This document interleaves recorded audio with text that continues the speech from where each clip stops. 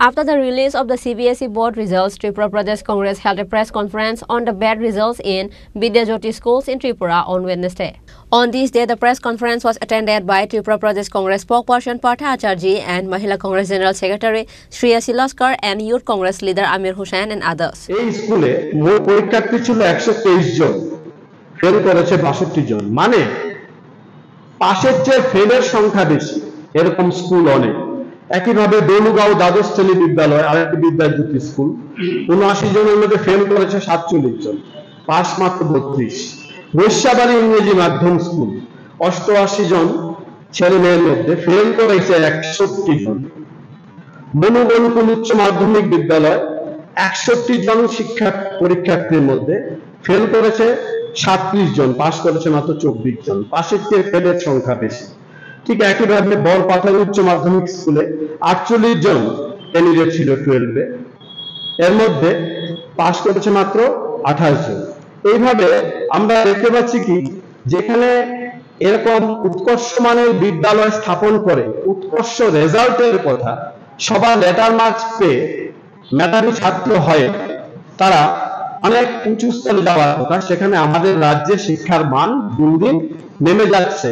এবং বিদ্যাজ্যোতি প্রকল্প নামে একটা প্রকল্প চালু করে আমরা বিদ্যাজ্যোতি প্রকল্পের বিরোধী নই, কিন্তু আমরা এই বিদ্যাজ্যোতি প্রকল্পের মাধ্যমে যে একটা ডিভিশন তৈরি করা হচ্ছে সমাজে, এই বিদ্যাজ্যোতি স্কুলে যারা টাকা দিয়ে পড়বে তারা এখানে পড়তে পারবে, যাদের টাকা নেই পড়তে পারবে না।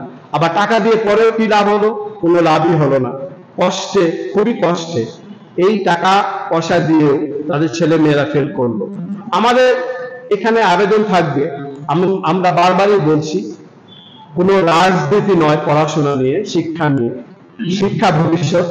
তাই শিক্ষা গড়ে তুলতে হলে আমাদের প্রদেশ কংগ্রেসের এটাই আবেদন থাকবে যে যারা এডুকেশনিস্ট তাদের নিয়ে একটা প্যানেল করে কিভাবে বিদ্যাজ্যোতি প্রকল্পকে সার্বিক করা যায় এবং বিনা পয়সা, রাইট টু এডুকেশন, আপনাকে পয়সা নেওয়ার অধিকার দিচ্ছেন আজকের এই সংবিধান অনুযায়ী।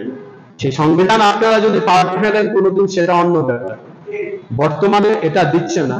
তাই সবাইকে এবং সার্বিক জনগণের কথা ভাবে, সার্বিক শিক্ষার্থীদের কথা ভাবে বিদ্যাজ্যোতি প্রকল্প সমস্ত স্কুলে চালু করা হোক, উৎকর্ষ মানের হোক, ব্যবসায়িক দৃষ্টিভঙ্গি এটা দূর করা হোক।